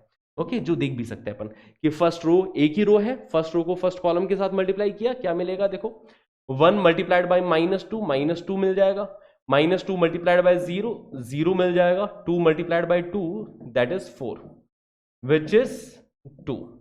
तो this is a matrix of order 1 cross 1. तो ये अपने को 1 क्रॉस 1 ऑर्डर की मैट्रिक्स मिली है. सिंपल है. अगर मैं BA के बारे में बात करूं तो BA आप समझ सकते हो कि अगर अपने को BA निकालना है, matrix B into matrix A, matrix B का ऑर्डर है 3 क्रॉस 1 का, ठीक है. मैट्रिक्स A का ऑर्डर है 1 क्रॉस 3 का, तो जो रिजल्टेंट मैट्रिक्स मिलेगी वो 3 क्रॉस 3 ऑर्डर की मैट्रिक्स मिलने वाली है ना. रिजल्टेंट मैट्रिक्स 3 क्रॉस 3 की मिलेगी, जो अपन देख भी सकते हैं. देखो मैट्रिक्स B क्या है, मैट्रिक्स B है -2 0 2 और मल्टीप्लाई कर रहा हूं मैट्रिक्स A से. मैट्रिक्स A है 1 -2 and 2. So let's check out their multiplication. तो फर्स्ट रो को फर्स्ट कॉलम से मल्टीप्लाई करेंगे, तो फर्स्ट रो के अंदर एक ही एलिमेंट है, यहां पे फर्स्ट कॉलम के अंदर एक ही एलिमेंट है, तो -2 इंटू 1, ठीक है. -2 इंटू 1 -2 मिल गया। तो फर्स्ट रो को पहले फर्स्ट कॉलम के साथ मल्टीप्लाई किया, फिर फर्स्ट रो को अपन सेकंड कॉलम के साथ मल्टीप्लाई करेंगे, ठीक है। फिर फर्स्ट रो को अपन सेकंड कॉलम के साथ मल्टीप्लाई करेंगे, तो -2 इंटू -2 दैट इज +4।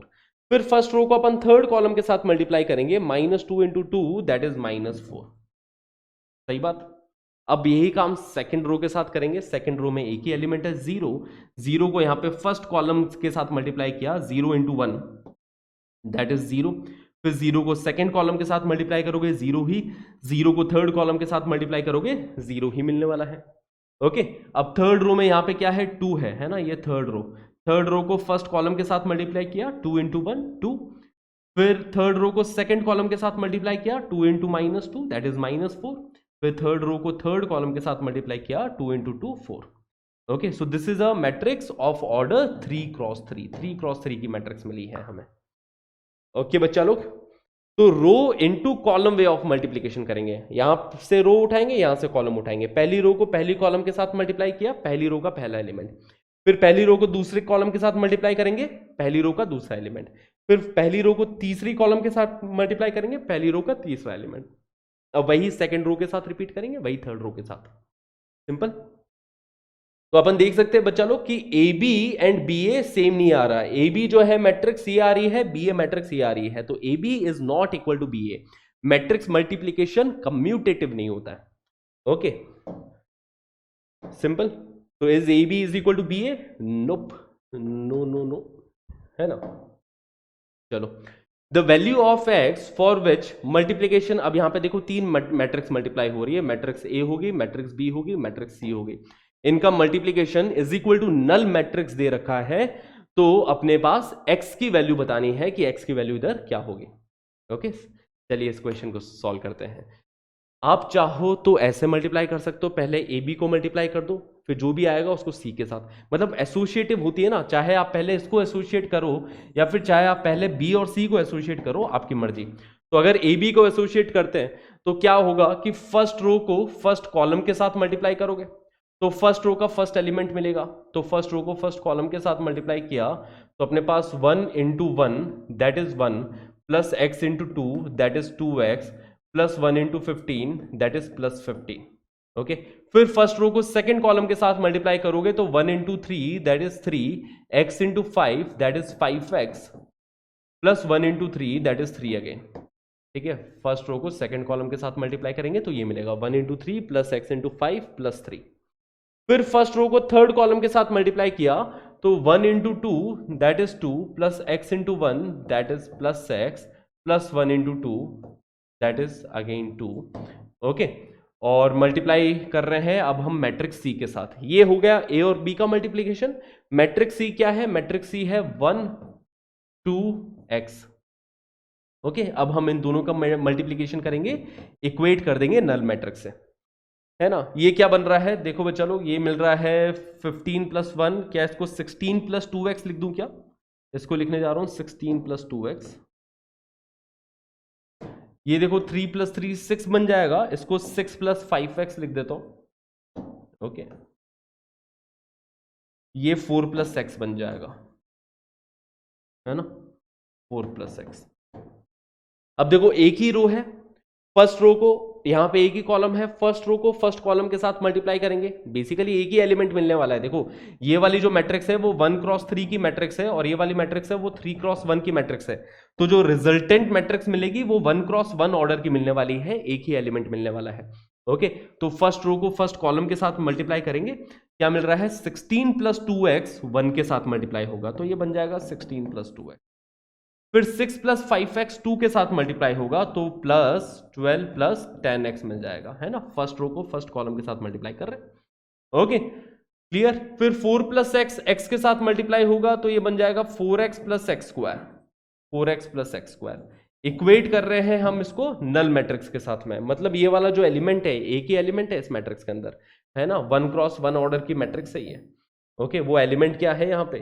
वो एलिमेंट है x square, 4x 10x and 2x को ऐड कर देंगे तो वो 16x बन जाएगा, ठीक है, and 12 plus 16 that will be 28। Is equal to 0।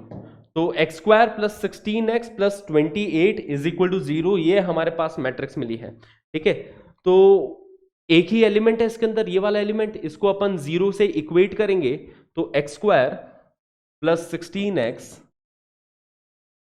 Plus 28 is equal to 0। तो इसके दो फैक्टर्स बन जाते हैं, एक फैक्टर x प्लस 14, दूसरा factor x plus 2, that is equal to 0। तो x की वैल्यू आ गई यहां से -14 और -2, which is option C. The value of x will be -14 और -2। सिंपल है, क्लियर है। तो मैट्रिक्स मल्टीप्लिकेशन के साथ आप कंफर्टेबल हो जाइए, है ना, क्योंकि मैट्रिक्स मल्टीप्लिकेशन से बहुत सवाल आते हैं और बहुत इजी भी है मैट्रिक्स मल्टीप्लिकेशन। बस रो इनटू कॉलम ध्यान रखना, ठीक है, पहली वाली से रो, दूसरी वाली से कॉलम पकड़ना। ओके बच्चों, चलो लेट्स मूव अहेड। ये देखो 2019 मेंस में पूछा गया सवाल है ना, मैट्रिक्स ए दे रखा है अपने पास, cos alpha minus sine alpha sine alpha cos alpha such that A raise to the power 32 की वैल्यू दे रखी है। तो the value of alpha is, है ना, यहां पे एंगल अल्फा पूछा गया है क्या है, ए रेज टू द पावर 32 की वैल्यू हमें पता है कितनी आ रही है, 0 -1 1 0। This is the value for A raise to the power 32। तो सबसे पहले ए स्क्वायर से शुरुआत करते हैं कि ए स्क्वायर निकालते हैं।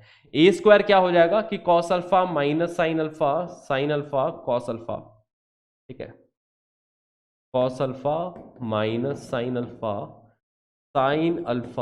कॉस अल्फा, ये होगी मैट्रिक्स से। जब खुद के साथ ही मल्टीप्लाई होगी तो ये बनेगा A square cos alpha minus sine alpha cos alpha. Okay बच्चा लोग, है ना। तो देखो मल्टीप्लिकेशन इनका क्या आ रहा है, रो इनटू कॉलम वे। सबसे पहले पहली रो को, है ना, फर्स्ट रो को फर्स्ट कॉलम के साथ मल्टीप्लाई करेंगे अपन लोग। ओके, तो देखिए जरा क्या बनेगा। तो फर्स्ट रो को फर्स्ट कॉलम के साथ मल्टीप्लाई किया, कॉस अल्फा के साथ मल्टीप्लाई, मतलब cos square alpha minus sine alpha से मल्टीप्लाई, है ना, cos square alpha minus sine square alpha बनेगा। मानते हो इस बात को? ओके, तो यहां पे ये बन गया A square is equal to cos square alpha minus sine square alpha. जब फर्स्ट रो को फर्स्ट कॉलम के साथ मल्टीप्लाई किया तो ये बन रहा है। फिर फर्स्ट रो को सेकंड कॉलम के साथ हम लोग मल्टीप्लाई करेंगे, तो cos alpha into minus sine alpha plus minus sine alpha into cos alpha, है ना। तो ये बन रहा है minus sine alpha cos alpha minus sine alpha cos alpha minus sine alpha cos alpha. Okay, ऐसा बनेगा। ध्यान से देखो जरा, देखो cos alpha minus sine alpha से, minus sine alpha cos alpha से, तो देखो दोनों टर्म यही बनेगी, राइट बच्चा लोग। अब बारी आई सेकंड रो को फर्स्ट कॉलम के साथ मल्टीप्लाई करने की, तो sine alpha cos alpha plus cos alpha sine alpha, ठीक है, तो sine alpha cos alpha plus cos alpha sine alpha, ये बन गया। अब सेकंड रो को सेकंड कॉलम के साथ मल्टीप्लाई किया, है ना, पहले सेकंड रो को फर्स्ट कॉलम के साथ, अब सेकंड रो को सेकंड कॉलम के साथ मल्टीप्लाई करोगे तो sine alpha minus sine alpha, that is minus sine square alpha plus cos alpha into cos alpha, ठीक है, तो वो हमारे पास मिलेगा cos square alpha minus sine square alpha. Okay, तो ए स्क्वायर की वैल्यू देखो क्या आई, cos square alpha minus sine square alpha होता है कॉस 2 अल्फा, राइट, फॉर्मूला होता है cos square alpha minus sine square alpha, that is equal to cos 2 alpha. यहां पे देखो -2 साइन अल्फा cos अल्फा बन रहा है, 2 sine alpha cos alpha is equal to sine 2 alpha, तो इधर ये माइनस साइन 2 अल्फा बन रहा है। इधर देखो 2 cos अल्फा साइन अल्फा फिर से बन रहा है, 2 cos alpha sine alpha is sine 2 alpha again. Okay, यहां पे cos square alpha minus sine square alpha, that is cos 2 alpha. ये अपने पास ए स्क्वायर मैट्रिक्स मिली। ओके, अब ए और ए स्क्वायर में फर्क देखो क्या है, ए और ए स्क्वायर में, ए और ए स्क्वायर में इतना सा फर्क है, बस अल्फा की जगह 2 अल्फा हो गया। ए और ए स्क्वायर में इतना सा फर्क है कि अल्फा की जगह पे क्या हो गया, 2 अल्फा हो गया। वही अगर आप ए क्यूब कैलकुलेट करने चलोगे, ठीक है, जैसे अगर आप ए क्यूब कैलकुलेट करते हो, ए क्यूब हो जाएगा ए स्क्वायर इंटू ए, है ना, A square multiplied by matrix A, matrix A square रख दो इधर, मैट्रिक्स ए स्क्वायर है cos 2 alpha minus sine 2 alpha sine 2 alpha cos 2 alpha, है ना, cos 2 alpha minus sine 2 alpha cos 2 alpha sine 2 alpha, ये होगी मैट्रिक्स ए स्क्वायर। जब इसको मैट्रिक्स ए के साथ मल्टीप्लाई किया, मैट्रिक्स ए है cos alpha minus sine alpha cos alpha. Okay, तो देखते हैं एक बार ए क्यूब क्या आता है। ए क्यूब क्या मिलेगा बच्चा लोग, ध्यान से देखना कि हम लोग फर्स्ट रो को फर्स्ट कॉलम के साथ मल्टीप्लाई करेंगे तो क्या मिलेगा। देखो cos 2 alpha into cos alpha minus sine 2 alpha into sine alpha, तो कॉस से cos B minus sine A sine B वाला फॉर्मेट मिल रहा है। फिर से देखो जरा, कॉस से cos B minus sine A sine B, cos से cos B minus sine A sine B is equal to cos of A plus B. Cos of A plus B मतलब यहां पे cos of 2 alpha plus alpha cos 3 alpha बन जाएगा। Okay, वैसे ही first row को second column के साथ multiply करोगे तो देखो cos 2 alpha minus sine 2 alpha into cos alpha, तो ये फॉर्मेट बन रहा है sine A cos B plus cos A sine B का। Sine A cos B plus cos A sine B is sine of A plus B, मतलब यहां पे minus sine of 2 alpha plus alpha sine of 3 alpha बन जाएगा। देख लो बच्चा लोग, देखो क्या बन रहा है, यहां पे बन रहा है cos 2 alpha into minus sine alpha, है ना, तो minus cos 2 alpha into sine alpha, minus sine 2 alpha into cos alpha, है ना, minus sine 2 alpha into cos alpha. तो इसमें से नेगेटिव कॉमन लोगे तो दिख रहा है sine A cos B plus cos A sine B, negative of sine A cos B plus cos A sine B, that is negative of sine of A plus B, तो negative of sine of A plus B. वैसे ही अब देखो second row को first column के साथ multiply करेंगे तो cos 2 alpha into cos alpha plus sine 2 alpha into sine alpha, है ना, cos 2 alpha into cos alpha plus sine 2 alpha into sine alpha, ये मिल रहा है क्या अपने पास।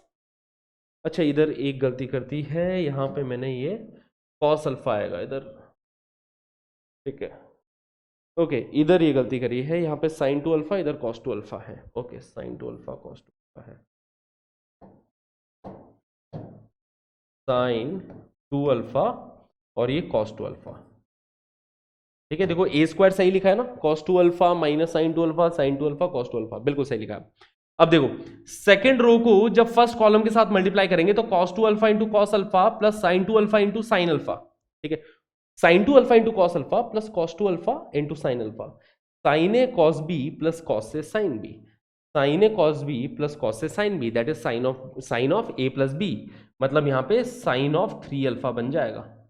ओके, वैसे ही देखा जाए तो sine A into sine B, है ना, minus sine A sine B बन जाएगा, minus sine 2 alpha into sine alpha plus cos 2 alpha into cos alpha, ठीक है।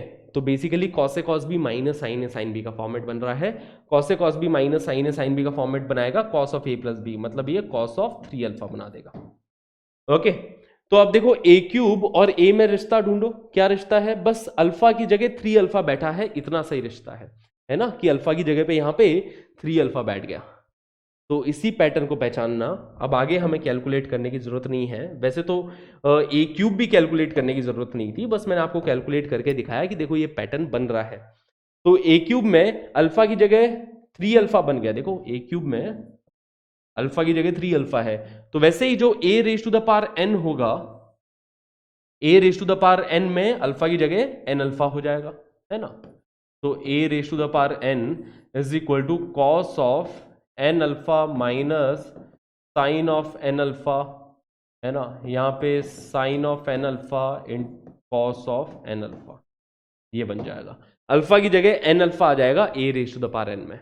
तो a raise to the power 32 में क्या आएगा बच्चा लोग, a raise to the power 32 में cos 32 alpha minus sine 32 alpha, है ना, यहां पे साइन 32 अल्फा cos 32 अल्फा, ये आ जाएगा।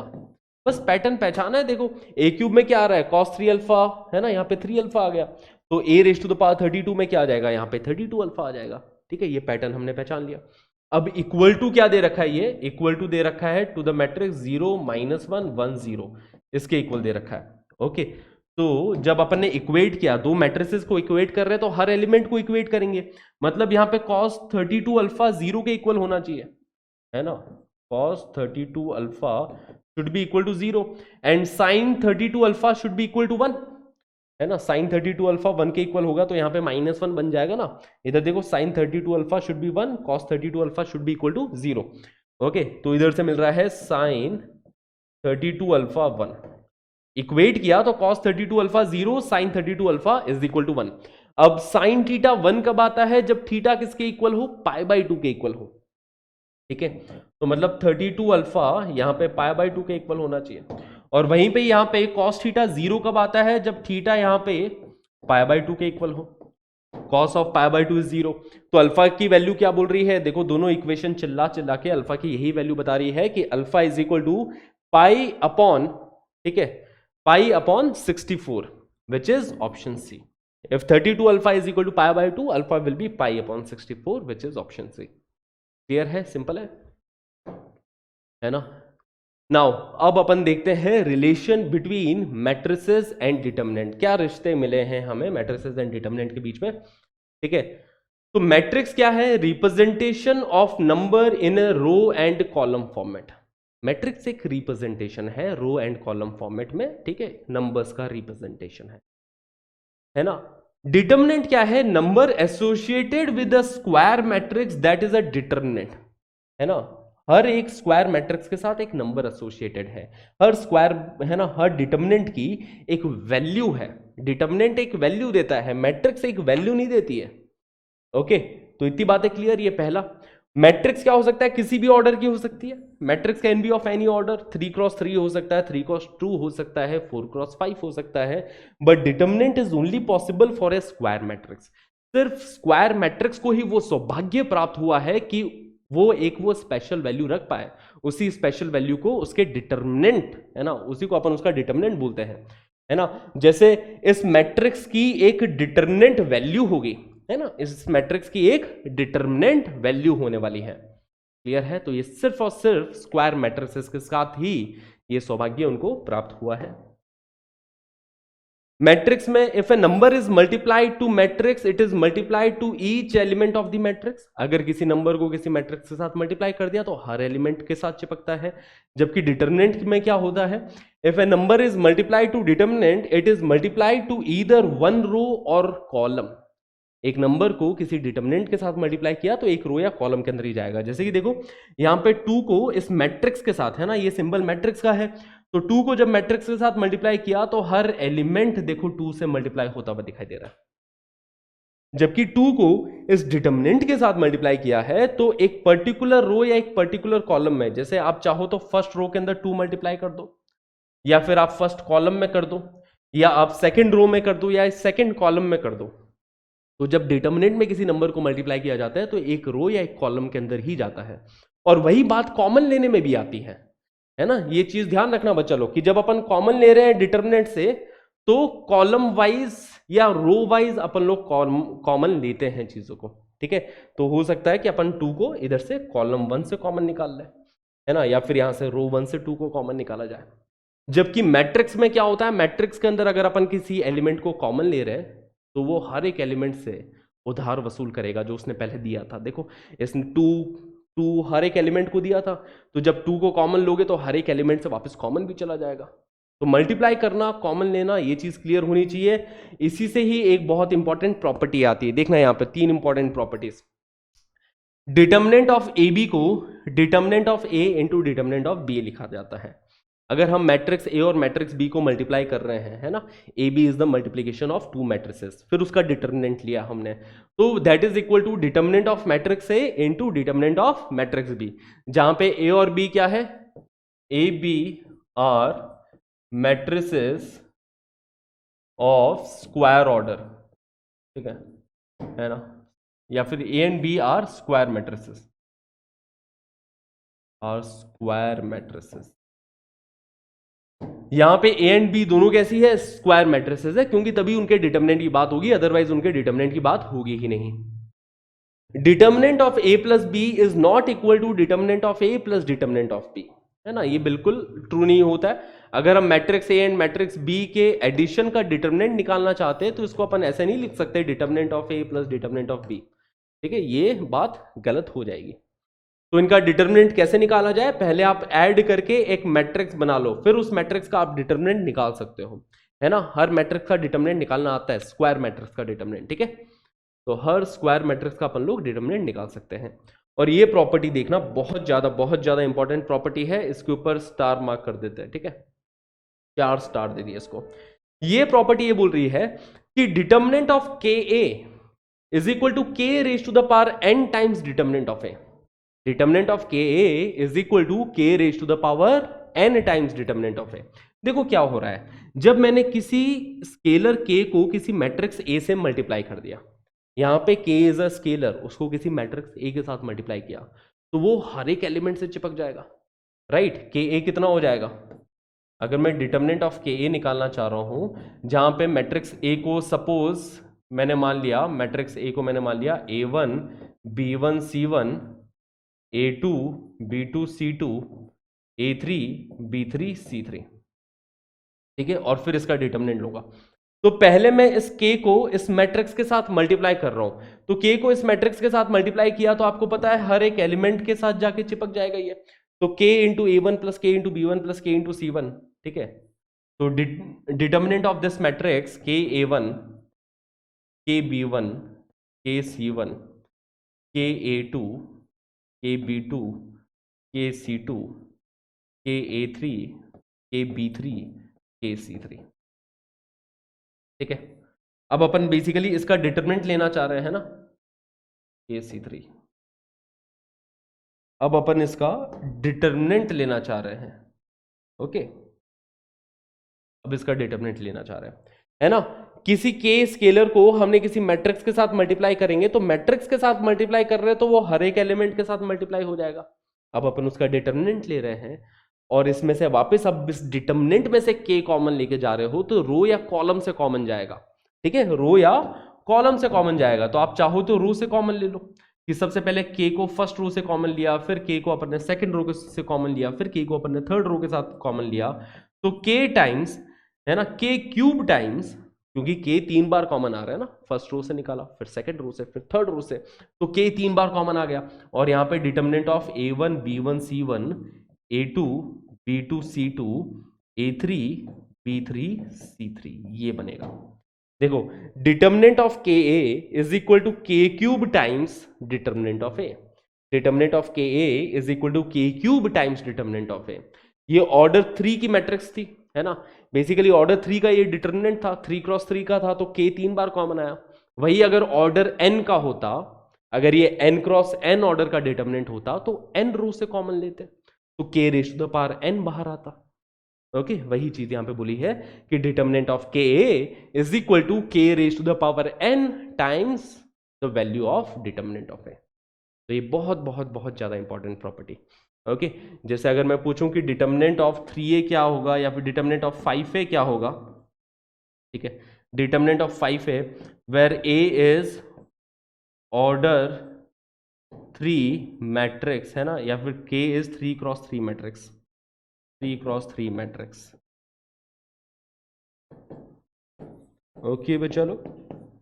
तो अगर A 3 क्रॉस 3 की मैट्रिक्स है, तो determinant of 5a is equal to 5 cube times determinant of a के इक्वल होगी, है ना, 5 cube times determinant of a, okay, which is 125 times determinant of a। For an example, ठीक है, कि अगर मैं आपको डिटर्मिनेंट a की वैल्यू दे दूं, डिटर्मिनेंट a की वैल्यू मैंने सपोज 2 दे दी, find the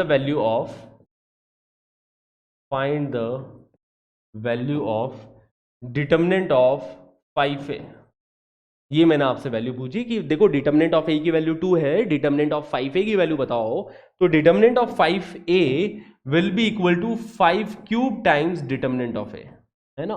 determinant of 5a is equal to 5 cube times determinant of a, which is 125 times determinant of a कितना 2, ओके। तो ये 250 आ जाएगा, that will be our answer.